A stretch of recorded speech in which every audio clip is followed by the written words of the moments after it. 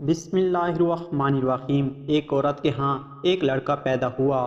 وہ اور اس کا خاوند بہت خوش تھے۔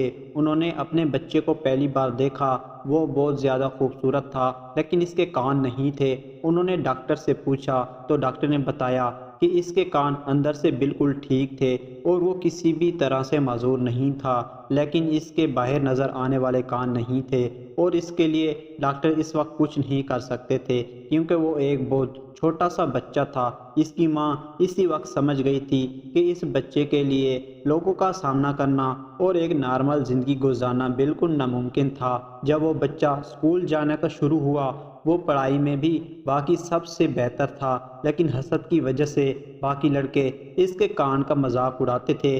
وہ جب بھی اسکول سے واپس آتا اس کا چہرہ لٹکا ہوا ہوتا تھا۔ اس کی ماں بہت پریشان رہتی تھی۔ وہ لڑکا آہستہ آہستہ پڑھائی میں بھی کمزور ہوتا جا رہا تھا کیونکہ وہ باقیوں کی باتوں کو دل پر لے لیتا تھا۔ پھر وہ کالج کا طالب علم ہو گیا اور پھر یونیورسٹی جانے لگا، لیکن وہ جدھر بھی جاتا لوگ اس کا مذاق اڑاتے تھے۔ ایک دن اس کا باپ جا کر ڈاکٹر سے ملا اور بتایا کہ ان کا بیٹا احساس کمتری کا شکار ہو گیا ہے، کچھ ایسا نہیں ہے کہ اس کے کان ٹھیک کیے جا سکتے ہوں۔ ڈاکٹر نے بولا کہ ہو تو سکتا ہے لیکن اس کے لیے کوئی ڈونر چاہیے ہوگا۔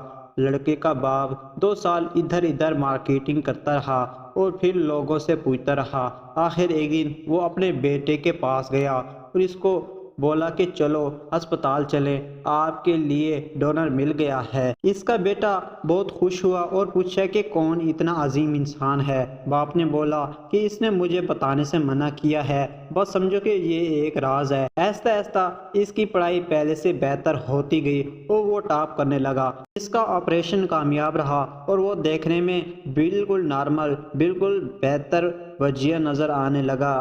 بہت اچھی زندگی کا آغاز کر لیا۔ پھر اس کی شادی ہو گئی اور اس کے بچے بھی ہو گئے۔ کبھی کبھی وہ اپنے ماں باپ سے پوچھتا کہ وہ کون ہے جو اس کا محسن ہے، جس نے اسے نارمل زندگی گزارنے کے قابل بنایا ہے۔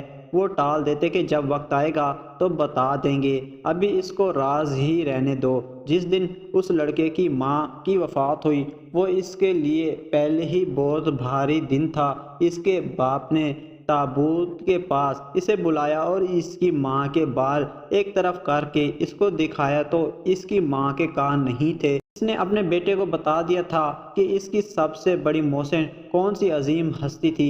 وہ لڑکا بہت رویا اور اس نے اپنے باپ سے پوچھا کہ کبھی کسی نے ماں کو تو عجیب نظروں سے نہیں دیکھا تھا کہ ان کے کان نہیں ہیں۔ باپ نے بولا کہ جن کا دل اتنا صاف اور خوبصورت ہو ان کی شکل اور ظاہری حلیے سے کوئی فرق نہیں پڑتا ہے۔ لڑکا اب سمجھتا تھا کہ اس کی ماں اتنے عرصے سے بال ہمیشہ کھلے کیوں چھوڑتی تھی۔